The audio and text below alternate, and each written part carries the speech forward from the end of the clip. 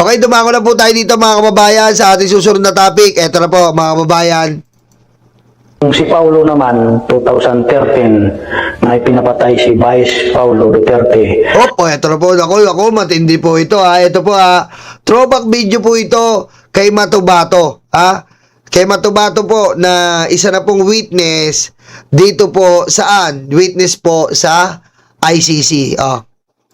Si Paulo naman, 2013, na pinapatay si Vice Paulo Duterte. Inakyat namin yung bahay, kagalit lang niya.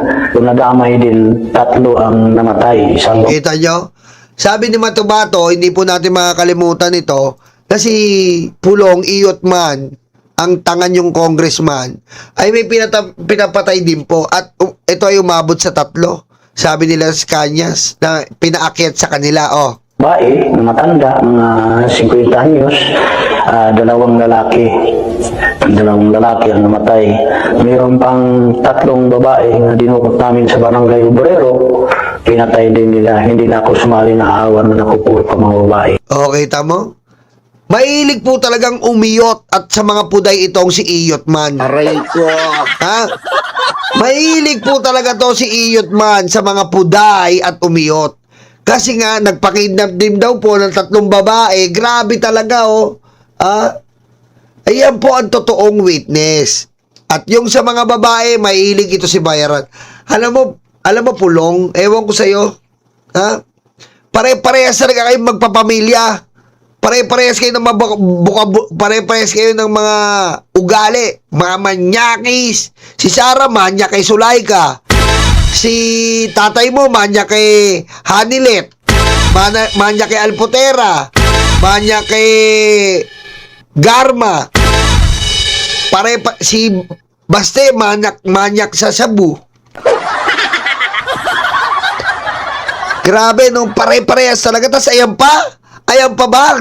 Ang sinasabi nilang katangi-tanging mga Duterte na dapat nating ingatan, alagaan at iupo uli.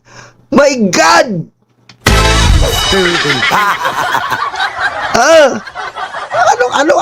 Ano meron sa mga yan para isipin nyo, nanggaling na po tayo sa Duterte administration. We've been in a Duterte administration already.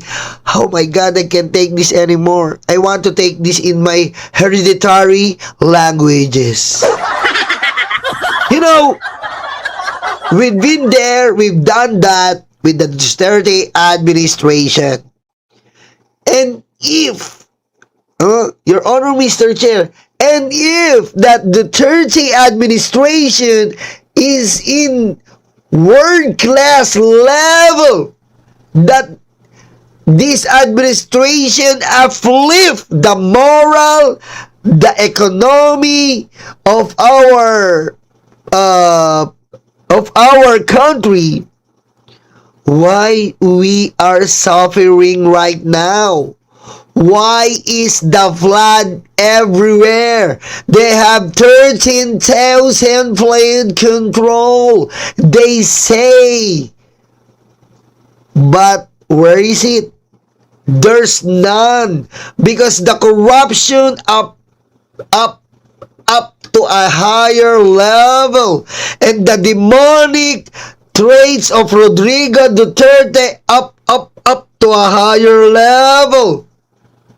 That we can say a nonsense government.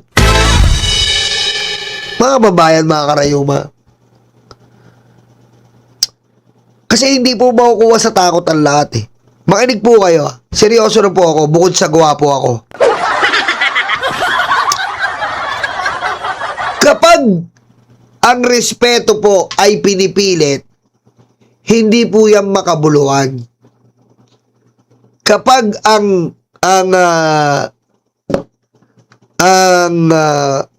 tawag dito, kapag ang takot po ang namumutawi, yan po ay iba. Alam ko po ibig ko sabihin. Si Duterte po, tinakot tayo. Tinakot ang mga Pilipino, pinatay-patay ang mga Pilipino.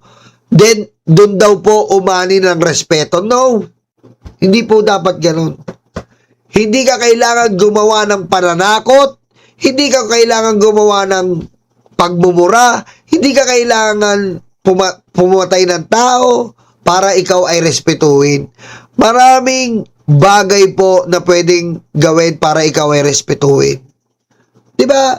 Kaso si Duterte po, yun po ang sinasabi nila na dapat ibalik natin dahil ganito. No. Wala po nangyari sa administrasyon niya. At kung maayos po ang administrasyon niya, hindi po tayo nilulubog. Kaya tayo nalulubog ngayon dahil sa kanila. Kaya tayo nawawalang ya ngayon dahil sa kanila. Nalulubog tayo sa flood control na ginawa nilang 13,000, wala po nangyari. Oh, wala nangyari. Ngayon, tayo ang nagsasuffer, tayo ang namumblema. Sabihin na naman ng iba, tagal na yan. Yun nga eh, ang tagal nating pinaniwalaan na may nangyayaring flood control, pero wala. Ang tagal nating pinaniwalaan na tayo ay hindi wawalang yain ng China, pero winalangya tayo. Ang tagal nating pinaniwala na ang pogo ay mabuti, pero sobrang sama. Ang tagal nating pinaniwala na ang droga ay matatapos ng 6 na buwan. Pero wala. Maraming pinanukala, maraming naniwala, pero lahat ay wala. Pinaniwala tayo sa wala. Pinaniwala lang ikaw, pero walang nangyari. Dahil kung may nangyari, wala tayong aayusin ngayon. At kung natapos ang droga ng 6 na buwan, wala nang droga ngayon. At kung ang flood control ay 13,000 na walang baha ngayon. Mismong sa lugar nila may baha. Mismong sa lugar nila lubog. Dito pa kaya sa buong bansa? Mag-isip ka. Tatanga-tanga ka.